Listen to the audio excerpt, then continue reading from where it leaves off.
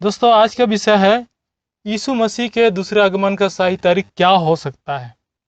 जी हाँ, आज हम इसी विषय पे मनन करेंगे, इसको जानने का प्रयास करेंगे कि यीशु मसीह का आगमन आज के बाद कितने सालों बाद इस पृथ्वी पे होने वाला है।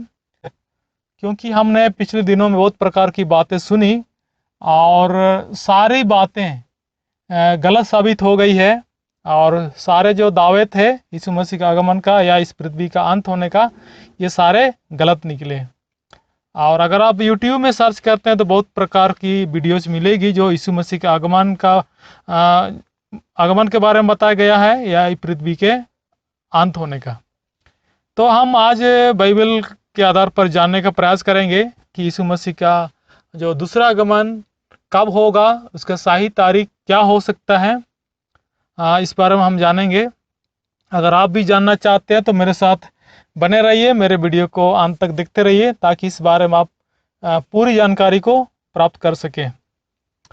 तो मैं यहाँ पर आपको स्पष्ट बता देना चाहता हूँ, क्योंकि बाइबल में यीशु मसीह के दूसरे आगमन या पुनरागमन के बारे में स्पष्ट तारीख का उल्लेख तो नहीं मिलता है। हाँ, एक युग मिलता है जो यीशु मसीह का दूसरा आगमन इसी युग के अंत में होगा। तो हम इस आधार पर यीशु मसीह के पुनरागमन के बारे में पता लगा सकते हैं कि आज के बाद कितना साल बाद यीशु मसीह का इस पृथ्वी में आगमन होगा।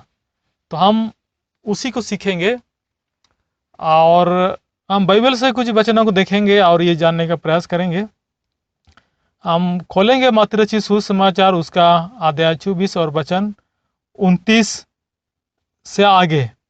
तो यहाँ पर यह बताया गया है कि सूर्य अंधियारा हो जाएगा, चंद्रमा का प्रकाश जाता रहेगा, आकाश से तारे गिरेंगे और आकाश की शक्तियाँ हिलाई जाएगी, और मनुष्य के पुत्र की चिन्ह आकाश में दिखाई देगा, और पृथ्वी के सब कुलों के लोग छाती पीटेंगे, और उसके बाद मनुष्य के पुत्र को बड़ी सामर्थ और ईश्वर साथ आकाश के बादलों पर आते देखेंगे। इस प्रकार का हम वर्णन पाते हैं। यहाँ पर तारीख का उल्लेख नहीं है, यहाँ पर कुछ चिन्ह दिया हुआ है। सूर्य अंधियारा होगा और चंद्रमा का प्रकाश जाता रहेगा, आकाश से तारे आकाश से गिर पड़ेंगे, आकाश से शक्ति हिला जाएगी। ये कुछ 4 बातें हम पढ़ते हैं और वर्तमान में हम इन 4 बातों को देख चुके हैं।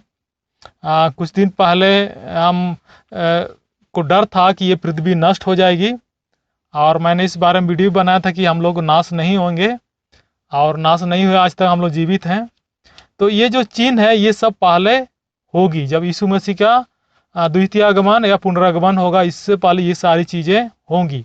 और जैसे कि आप देख रहे हैं, ये सारी चीज़ें हमको देखने सुनने को मिल रही है। और इसी प्रकार और एक पुस्तक में हम देखते हैं, ये मरकुस रचित सुसमाचार है और इसका अध्याय 13 और वचन 24 से आगे। यहाँ पर भी कुछ इसी प्रकार का है। सूरज अंधियारा होगा, चांद प्रकाश ना देगा, आकाश के तारागण गिरने लगेंगे, आकाश शक्ति हिलाई जाएगी। जैसा हमने मत्ती में पढ़ा ठीक उसी प्रकार यहाँ पर भी है। उसके बाद और एक वचन हम देख लेते हैं, ये है लूका रचित सुसमाचार, उसका अध्याय 21 और वचन 25 से 28। यहाँ पर भी हम देख लेते हैं। यहाँ पर वही बात लिखा हुआ है। तो तीनों सुसमाचार वचन में एक ही बात है यहाँ पर बताया गया है कि सूरज, चांद, तारे और आकाश की शक्ति हिलाने का बात हुआ है। ये सारी चीज़ें यीशु मसीह के आगमन से पहले होगी, और ये सारी चीज़ों को हम देख रहे हैं। ये कुछ समय के अंतराल में ये सारी चीज़ें हो रही है, हम इसको देख रहे हैं, और लगभग ये सब पूरी हो चुकी है। हम जानते हैं यीशु मसीह युग प्रवर्तक है, और उसके क्रूस पे चढ़ा जाने से एक युग का समाप्त हो गया है।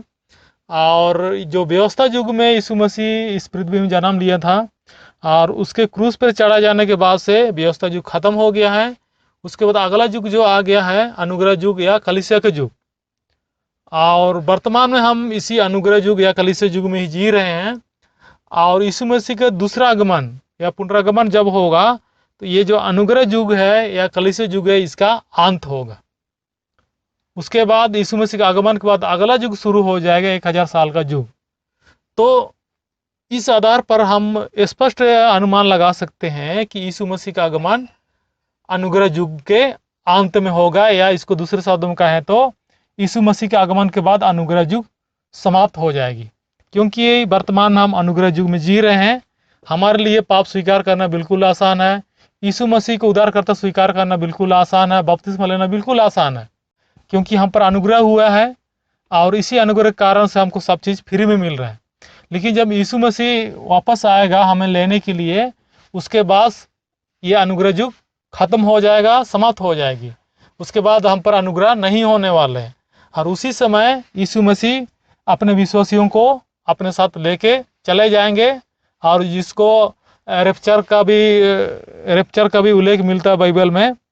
तो इस प्रकार से यीशु मसीह के दूसरा आगमन के साथ ही कलीसिया युग का समाप्ति हो जाएगी। इस प्रकार से यीशु मसीह के दूसरे आगमन का सही तारीख कलीसिया युग के अंत में होने वाली है, या यीशु मसीह के आगमन के साथ ही ये जो कलीसिया युग है, अनुग्रह युग है, ये समाप्त हो जाएगी। उसके बाद अगला युग शुरू हो जाएगा, 100 साल का युग। तो इस प्रकार से हम समझ गए हैं, जान गए हैं कि यीशु मसीह का आगमन कलीसिया युग के अंत में होगा, या यीशु मसीह के आगमन के बाद ये जो वर्तमान में जो हम जी रहे हैं ये कलीसिया युग है, इसका अंत हो जाएगा। आज का संदेश आपको कैसे लगा? अच्छा लगा तो कमेंट कर सकते हैं, लाइक करें और अपने दोस्तों को शेयर भी करें। वीडियो देखने के लिए आपको बहुत बहुत धन्यवाद। परमेश्वर आपको आशीष दे। आमीन।